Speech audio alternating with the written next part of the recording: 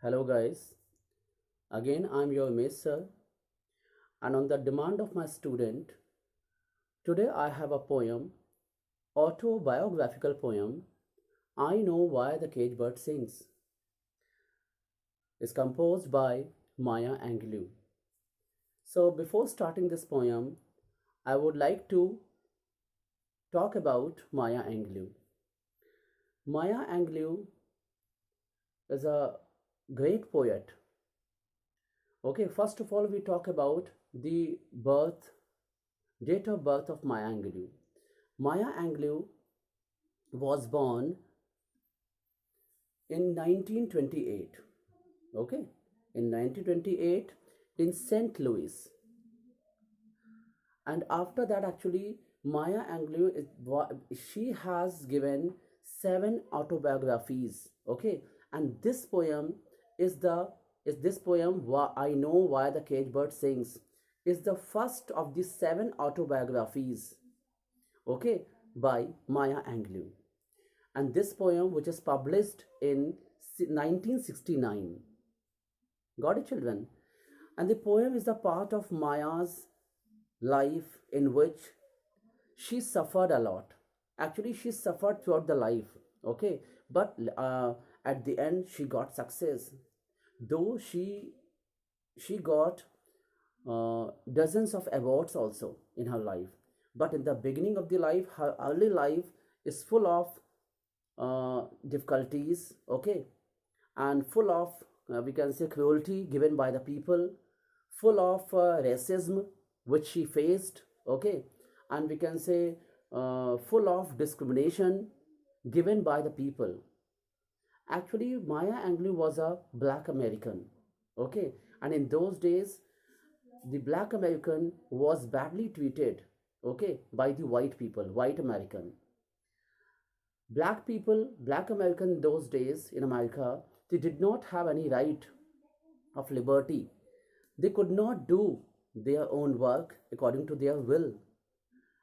But on the other hand, the white American, they their life was full of liberty. They could do anything according to their will. Actually, their white American, their life is full of prosperity. Their life was full of joy, happiness, okay, freedom. But in the case of in the case of black people were treated very badly. So that is why, and in the case of Maya Angelou, if we talk about her early life, then her early life, actually even her childhood also, her childhood was very traumatic. Actually, a trauma occurred in her childhood. Okay, in her childhood even she was sexually abused, and she faced racism. Okay, so very early of the life in childhood she faced lot of difficulties. Okay, clear? So in this way we can say that this poem I Know Why the Cage Bird Sings is based on Maya Angelou life, Maya Angelou life's difficulties. Okay, which what she suffered in her life. Got it? And if anything more we talk about, then in her childhood, okay, because of that kind of difficulties, even she remained mute. Okay, she remained mute almost, I think, 5 years. Okay, and she thought that her voice gone, but gradually the time passes and she regained actually her confidence, and her voice came back. And then her grandmother, even her brother also encouraged her. And then her interest came towards in literature and writing, in field of poetry. And we can say she was not a poet only, she was a singer, she was a poet, she was a good poet, she was a good singer, she was a good performer even. Okay, and we can say she performed in many TV shows and became popular. That means we find that though the lot of difficulties, though the lot of racism which she faced, though even though in her life lot of discrimination was there, okay, maltreatment is there, but even then she encouraged, okay, herself that definitely one day she will win, and she got it. Okay, So it is a it is a autobiographical poem, I Know Why the Cage Bird Sing, in which the first bird which we talk about, the first bird is a free bird, okay, and free bird represent the white American, clear. Though the second side we talk about, the second side we talk about what, the caged bird, okay. If we in this book, I have the text also. So in this book we say that the free and the second one side, the free bird is there, which represent white American, and the second side, in the contrast of this, the cage bird represent black American, who were badly treated in America in those days by white people. Okay, children. So in this way, now I talk about the text. The text is that in the beginning line, I will read the text, I will explain the poem, and then I will explain in my own words. Okay. So the beginning line, a free bird leaps on the back of the wind. Okay, it says that a free bird leaps on the back of the wind. That means a free bird leaps, actually she is full of liberty, that is why she can fly anywhere. So a free bird leaps on the back of the wind, she enjoys the wind. That we can say, he also, it's a common word, he also enjoys the wind until what, the floats downstream till the current ends. That means she leaps down, she leaps up, and in all the ways she enjoys the wind till the wind stops. Okay, in this much. So in this point of view, we can say that this kind of beginning line shows that what, the free bird actually present the white American in those days, who has full of liberty, they can go anywhere, okay, wherever they want. Now next line is saying, till the current ends, and the dips his wing in the orange sun rays. Okay, it shows that dip his wing, actually the free bird enjoys the whole sky, is it right? She can he can fly wherever he want, and the sun rays, the surroundings, beautiful trees, and the cool wind. So actually this kind of free bird enjoys all the natural surroundings. And the poet has given in the orange sun rays, he enjoys the sun rays also. Which color is orange? Actually orange color, the poet has mentioned here, orange color is a symbol of joy, the symbol of prosperity, the symbol of happiness, okay, the symbol of we can say amusement, is it right? So we can say this kind of orange color means in those days also the white American have all the rights, like the rights of amusement, the right of happiness, they are prosper, okay, clear. So in the same way, this kind of thing is explained, one side in the shape of bird, and the second side, the just is there. Maya Angelou explained this, the condition of white American in those days. Got it, children? Okay. Now next, so he's saying, and dares to claim the sky. It is a exaggeration, okay. Exaggeration, hyperbole is there, figures of speech, hyperbole, because dares to claim the sky. Claim the sky, who can claim the sky? Okay, but even then, the free bird can go anywhere in the sky. He uses, in flying condition, he uses throughout the whole sky, okay, wherever she wants, she can go. So that is why dares to claim the sky, means she has this much dare that she can claim the sky, she can say that this sky is my own. Okay, now next, but the bird that stalks down his narrow cage. In the contrast, the second stanza start with the cage bird.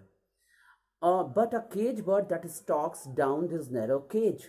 Okay, so in this text, see, the text is very important. In this textbook, I am reading the poem, because why each line you have to focus on that in which line I am explaining what. Actually each line of the text, okay, I am explaining the double thing, the one side in a shape of cage bird and free bird, the second side, what is the gist, what is the actual meaning, what is the actual purpose of these kind of line. I am explaining the second side in the shape of black American and white American, children. So both the thing you have to understand in this poem. It is very important. That is why I told you this poem is a autobiographical poem of Maya Angelou. Okay. So now you see, but a bird that stalks down the narrow cage can seldom see through his bars of the rays. Okay. And yes, but a bird that stalks down the narrow cage can seldom see, can seldom see through his bars of the rays. His wings are clipped, okay, and his feet are tied. Now you see, this is the condition of the cage bird. Actually, the cage bird only sit inside the cage, and he can sit, he can think whatever he can do inside the cage. Actually, he is in the condition of enslavement. Enslavement is a condition of the cage bird, okay, because the cage bird does not have any right like the free bird. In the same way, in those days, black American do not have any right, okay, like the white American. So that is what his condition, can seldom see through the bars. Bars means foundation. The cage bird can hardly, only can see the bars of his cage, and his bars of his rays means anger. Actually, she has excitement, she has a anger, she has a agony, okay, to come out, but she cannot. So his wings are clipped and his feet are tied. Actually, wings are clipped. His wings are clipped even, that it cannot fly. And his feet are tied. That means that bird cannot leap. That is why its legs are tied. Only the one thing is there. So he opens his throat to sing. Only one thing is open, that is his beak. Okay. And he uses his beak fully. Actually, he is raising his voice through his beak. For what? And he demands for what? For freedom, for liberty. Only the one thing she wants, he wants the demand of, he wants liberty. He wants freedom. In the same way, in those days, the black American, they do not have any right. They they were discriminated, they were maltreated, okay, they were tortured, okay, they did not have any right. But only the Maya Angelou kind of people were there, that they spoke against this kind of what maltreatment, this kind of ill treatment given by the white American to them, and they raised their voice for liberty, for their own freedom, actually. Okay. So he's saying he opens his throat to sing. That means the cage bird only has one thing to open, that is his beak. Through his mouth, he can sing and makes appeal and demands for freedom. Okay. Now next. Now third stanza. The cage bird sings with a fearful trill. The cage bird sings with a fearful trill. That means the cage bird inside the cage, she's in the condition of fear. She is full of the fear. Okay. Because while making appeal, when she sing for liberty, that time the feelings of, the emotions of fear also will be noticeable, okay, also will be noticed by the other. So that is why in the black American, they used to fear with the white American and the government that time, because they do not have any right, okay, and they cannot do anything in the favor of them. So next line is that the cage bird sing with a fearful trill, okay, and of things unknown, of things unknown. Of things unknown means actually the cage bird is unknown about the outer world, with the outer world, outside world, which is full of liberty, which is full of enjoyment, which is full of prosperity. So that is why thing unknown. That means cage bird is unknown about the enjoyment of the outer world, which the free bird is enjoying. But long for still, and his tune is heard. But long for still, but for a long time, she has been singing and she has been demanding for the what? Freedom, for the liberty only. And his tune is heard, and this much shout, this much agony is there in his voice, that his tune is heard on the distant hill. That means she is not only demanding the appeal for herself, but he's demanding the appeal for the other people. Okay, other people, those in the outside world do not have right and they want liberty. Okay, so in the unity, that cage bird want freedom. Okay, so now you see, long fall still and his tune is heard on the distant hill.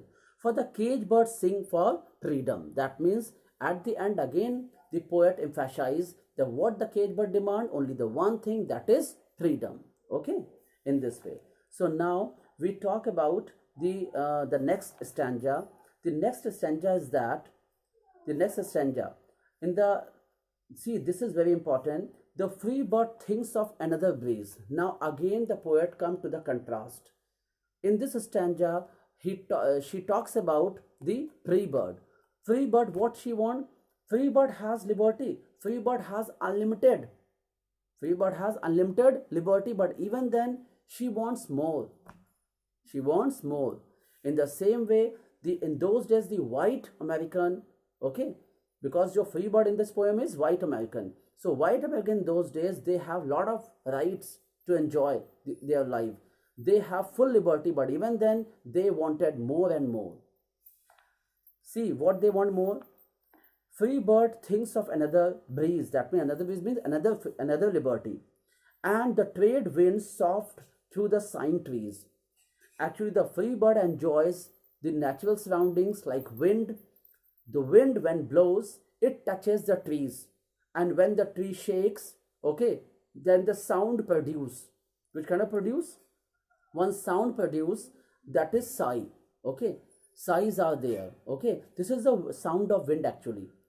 Okay, when it passes through the trees, then tree shakes, and the tree shake. While shaking, it produces the sound of leaves, okay, shaking, and the sound of winds also. So in this way, all surroundings is enjoyed by the free bird.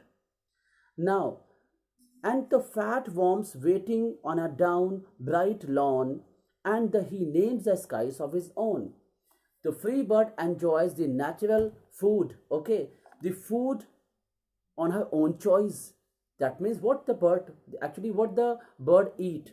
The bird eat insect, okay, fat worms, clear, on the grass. So in this way, the bird fills the bird actually fill his belly, okay. In this way, the free bird enjoys the food according to her own choice. And what are that food?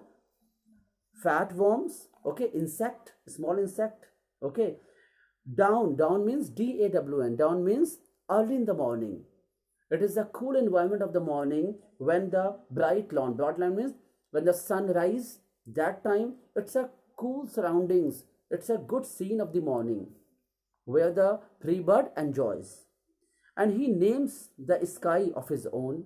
It's again hyperbole. Okay, figure of speech, hyperbole, because why? It's an exaggeration. He names the sky of his own. That means again he claims the sky, that the sky is my own. I can go anywhere, I can fly anywhere. Now next, and the second last stanza, again the contrast. We talk about the cage bird. But a cage bird stands on his grave of the dream. The cage bird stands on the grave of his dream. That means the cage bird inside, she do not have any right. Okay, so she remains sitting, upset, very sad, okay, full of agony. Is it right? Suffered a lot. And the cage bird has no dream.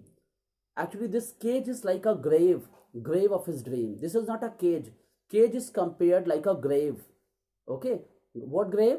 Grave of the cage bird's dream. Yes. Now his shadow shouts on the nightmare scream. And sometimes this is the condition of the cage bird while sleeping. Okay, she shouts suddenly when she sees nightmare. Nightmare means dream. Sometimes while sleeping we also suddenly wakes up. When we see any horrible dream, that time we shout even while sleeping, okay, in a sleep. So in the same way, the cage bird while sleeping, he shouts what? When he sees a horrible dream, horrible nightmare. Okay, and he screams. Scream means shouts. His wings are clipped, his feet are tied, and so he opened his throat to sing. That means his wings are clipped, his feet are tied. Again, foundation is given. Okay, no right, no right to move ahead, no right to go ahead, no right to fly openly. Okay, because his wings are clipped and his legs are tied. Wings are clipped means he cannot fly. Legs are tied means he cannot leap. Okay, so only he has one thing, that his beak is open. Through the beak, okay, he uses his beak and demands for liberty. In this way we can say that this is a pathetic condition of the cage bird. Okay, the cage bird condition is very bad. In the same way, in those days white black American have the same condition. They cannot move here and there. Okay, they do not have right equal to the white American. So they faced racism, they faced what, discrimination, they faced maltreatment. Okay, they faced cruelty. So many things they faced, like a cage bird. Now next and the last stanza the poet repeated. Okay, this is repetition because the beginning one stanza and the last stanza is fully repeated by the poet, because the poet want to emphasize, okay, emphasize what, the demand of freedom, the demand of liberty. Again poet says that the cage bird sings with a fearful thrill of things unknown, but long far still, and his tune is heard on the distant hill. For the cage bird sings for freedom. So the same stanzas there. The cage bird sings for fearful thrill. The cage bird again, poet says that cage bird sits in the fear. Okay, the cage bird's thing unknown means the cage bird's completely unknown about the outer side, about the enjoyment of the world which is outside of the cage. Okay, in the same way, the cage bird again and again demands an appeal for liberty, that someone give the cage bird to that this right, that the cage bird may what, come out, and the cage bird should also have the same right what the free bird has. So at the end we can conclude that the Maya Angelou made appeal for liberty. Okay, for what kind of people? For black American. Okay, clear that the black American should also have the same right, the same liberty what the white people have. Actually, uh, the Maya Angelou demands for equality, demands for what, that demands for that the black people should not be maltreated, the black people, the black American should not be discriminated. Okay, in this way. So this is the autobiographical poem which I explained, children. Clear? And the key points of this poem is, as once again at the end. Okay, first of all I discuss about the figures of speech of this poem. You can see that many figures of speech are there in this poem. Okay, so the first one is, now you see, like on the a free bird leaps on the back of the wind, the float and downstream the current ends. Actually in the beginning line this is a visual imagery. Okay, okay, the dips his wing in the orange of the sun rays, dares to claim the sky. Dares to claim the sky is the hyperbole I told you. But a bird that stalks down his narrow cage can seldom see through his bars of the rays. Okay, this is also visual imagery. His wings are clipped, his feet are tied. He opens his throat to sing. This is auditory imagery.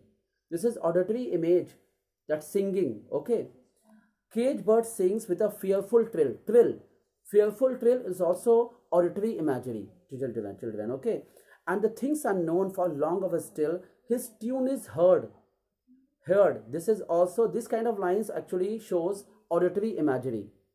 Okay, so now next and we talk about the last one. You see that the free bird thinks of the another breeze, and the trade winds of the soft through the sighing trees. Sighing trees is a metaphor, no, personification. Sighing trees is a personification, okay, because the tree's quality is personified, the tree's size, okay. So sighing trees is a personification, note down.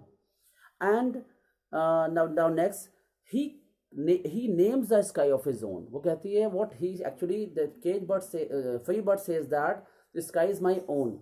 That means it is an exaggeration and it is hyperbole. Note down. A cage bird sing on the grave of dream metaphor. The grave of dream is a actually the cage bird stand on the grave of the dream. Actually grave of dream किसको बोला गया है? It's for the cage. Metaphor है यहाँ पर. Okay, metaphor. Now his shadow shouts on the nightmare scream. His wings are clipped, his feet are tied. It's again visual imagery, okay. And now the full last stanza repeated by the poet. That means repetition is there. Repetition is there. And in many rhyming words also there. But before that we talk about alliteration.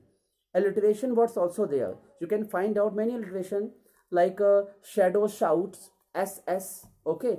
Shadow shouts, clear? This kind of what? Shadow shouts means SS. It starts with S. Alliteration hai. In the same way, we can say many words are there like you can like worms waiting, worms waiting, worm. Third stanza, no, last third stanza, second line, worms waiting, WORMS waiting, WAITING, WW. It's also alliteration. So in this kind of combination of the word which start with the same letter, many alliterations are there, you can find out. Okay, repetition I told you. The beginning one stanza and the last stanza is repeated by the poet, it's repetition. And where the visual imagery is there, the natural scenes are visible, that is visual imagery.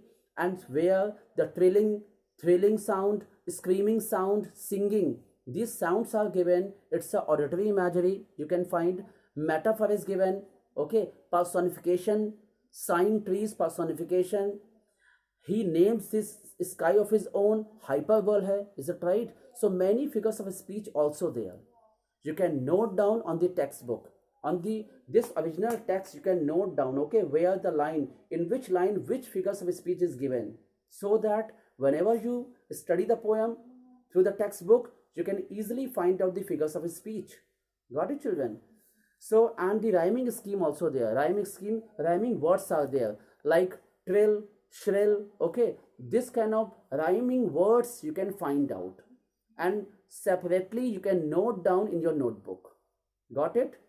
So this was the autobiographical poet of Maya Angelou, which I explained today on the demand of my student, okay. So children, till then keep watching, okay. And in my next video again we will meet you with the new things, okay.